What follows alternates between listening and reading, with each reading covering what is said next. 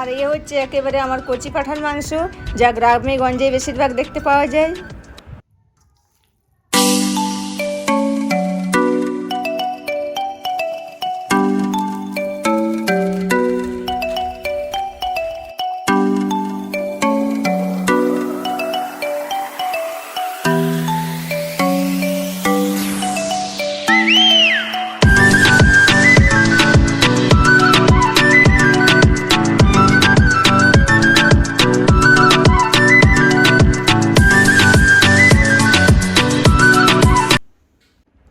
আর এখানে আমি পাঁঠার মাংস নিয়ে নিয়েছি 1 কিলো, যা আমার একেবারে দেশি পাঁঠা, বাড়িতেই কাটা হয়েছিল। তো সেখান থেকে আমি 1 কিলো মাংস ধুয়ে কেটে পরিষ্কার করে নিয়েছি। আর এখানে আমি মাংস রান্নার জন্য দিয়ে দিলাম আদা কুচি, আর আমি দিয়ে দেব রসুন, এবার আমি দিয়ে দেব 4টে শুকনো লঙ্কা। আর এখানে আমি দিয়ে দেব 2 চামচ মিক্সড মশলার গুঁড়ো। এবার আমি দিয়ে দিলাম 1 চামচ জিরে গুঁড়ো। এবার আমি দিয়ে দেব 1 চামচ হলুদ গুঁড়ো।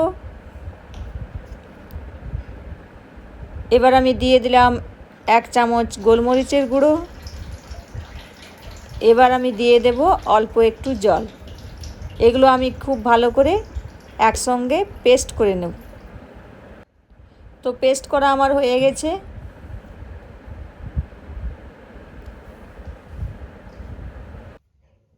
আর আমি এইভাবে পেস্ট করে নিয়েছি।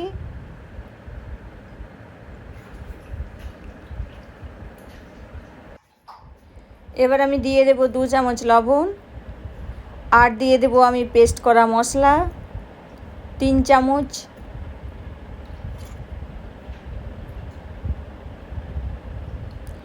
এবার আমি দিয়ে দেব একটু কাঁচা সরষের তেল।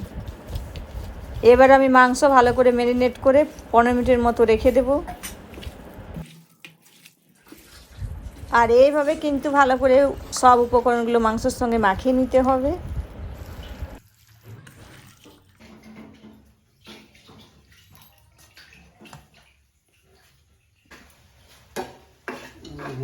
আর এদিকে আমার তেল গরম হয়ে গেছে, আর আমি দিয়ে দিলাম 1 চিমটে চিনি। এবার আমি দিয়ে দেব 2টো তেজপাতা। এবার আমি দিয়ে দেব পেঁয়াজ কুচি। 4টে পেঁয়াজ আমি এইভাবে লম্বা লম্বা করে কেটে নিয়েছি।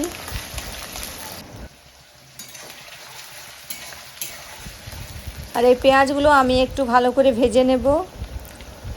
পেঁয়াজ ভাজা আমার হয়ে গেছে। এবার আমি দিয়ে দিলাম 2টো টমেটো কুচি।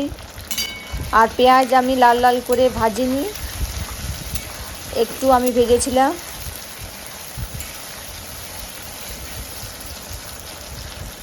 টমেটো পেঁয়াজ আমি আরও ভালো করে একটু ভেজে নেব। আর এবার আমি দিয়ে দেব ম্যারিনেট করা পাঁঠার মাংস।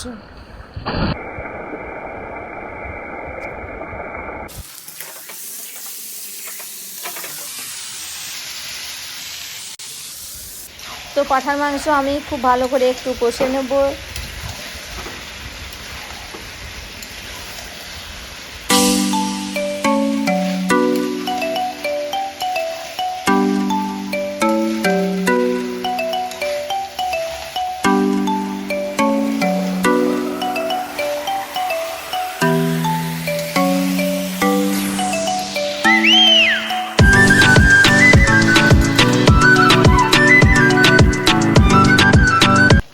আর এবার আমি দিয়ে দেব 1 চামচ মিট মশলা।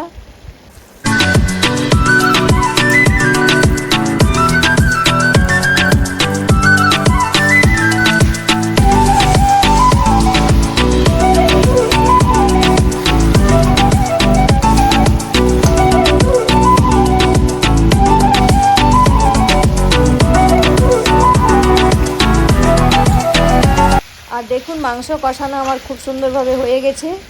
এবার আমি দিয়ে দেব জল। আর খুব বেশি একটা আমি জল দেব না, কারণ আমার যেহেতু কচি পাঁঠার মাংস, তাই অর্ধেক সেদ্ধ হয়ে গেছে। আমি 1.5 গ্লাসের মতো কিন্তু জল দেব।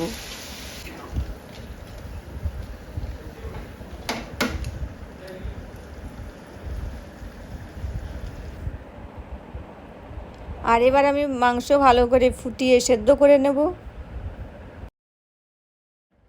আর আপনি যদি আমার চ্যানেলে নতুন সদস্য হয়ে থাকেন তাহলে চ্যানেলটিকে সাবস্ক্রাইব করুন। আর যারা আমার চ্যানেলটিকে এখনও পর্যন্ত সাবস্ক্রাইব করেননি তারা সাবস্ক্রাইব করুন। আর ভিডিওটি আপনাদের কেমন লাগলো তা কমেন্ট বক্সে কমেন্ট করে জানিও কিন্তু।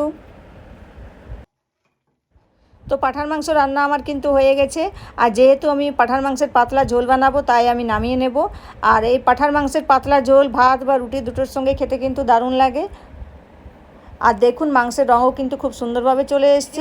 তো ভিডিওটা আমি এখানেই শেষ করছি। নমস্কার, ভালো থাকুন।